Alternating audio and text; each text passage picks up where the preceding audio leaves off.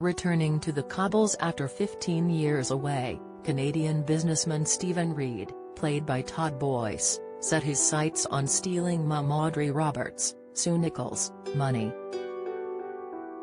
However, things quickly went downhill when his cunning ways were threatened to be exposed, resulting in him taking multiple lives in order to keep his secrets hidden. With it being a year since he arrived back in Weatherfield, Express.co.uk have taken a look back at the people he's killed, the lies he's told and the plans still unfolding. When Leo Tompkins, Joe Frost, discovered Stephen was trying to defraud Audrey in order to pay back his ex-wife Gabrielle, Helene Maqsood, he decided to confront him. Threatening to tell everyone the truth, including the police, an altercation broke out between the two men as they argued on the top floor of the factory outside. Attacking Leo in a fit of rage, Stephen pushed his head onto a meal barrier before pushing him off the edge to his death. Trying to cover his tracks, the killer pretended to be Leo as he messaged people off of his phone, making it seem he was still alive and well. However, the murderer made it seem as though Leo decided to move to Canada alone, leaving Jenny Connor, Sally Ann Matthews, heartbroken that her boyfriend had left her behind. Burning his things to try and cover his tracks, Stephen seemed to be in the clear until Leo's father Teddy Tompkins, Grant Bergen, made his way onto the cobbles looking for his son. Discovering that his son had never made it to Canada, Teddy made it his mission to try and get to the bottom of where he was. Growing suspicious of Stephen, the killer started to get concerned his secret would be revealed. Although when Teddy was involved in a car accident he got a lucky escape as he confessed to not remembering a thing. However, this was short-lived and Teddy was adamant Stephen had something to do with Leo's disappearance and headed to Underworld to confront him. Demanding answers, Stephen was insistent he knew nothing, but Teddy wasn't convinced and threatened to call the police.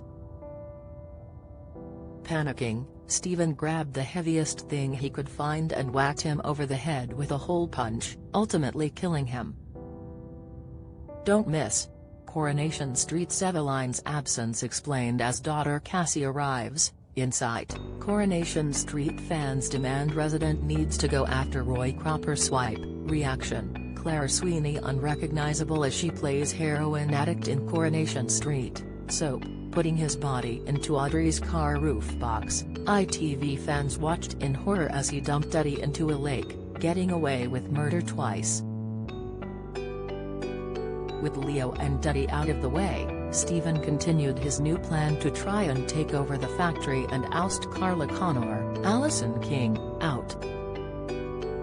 Trying to make her appear incapable, he had been secretly drugging her tea with LSD, which was soon discovered by businessman Rufus Donahue, Steve Mayu. As Rufus started to blackmail Stephen in a bid to keep his spiking a secret, the killer obeyed his demands for weeks until he reached the end of his tether. In a flashback scene, Stephen took some LSD with him to Rufus' house to spike him while they spoke about business.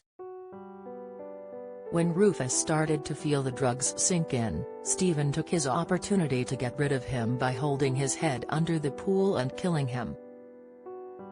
So far in his year of terror, Stephen has claimed the lives of 3 people and has now set his sights on fiancée Elaine Jones, Paula Wilcox.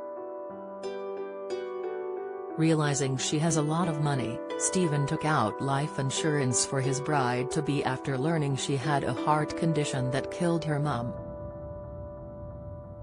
Swapping her blood pressure medication with caffeine pills, Elaine passed out in recent scenes with Stephen walking out believing she was dead. However, when she came to, it was clear his plan didn't work as her son Tim Metcalf, Joe Dutteen, started to become wary of Stephen's actions. Could Elaine become the 4th victim in Stephen Reed's killer year?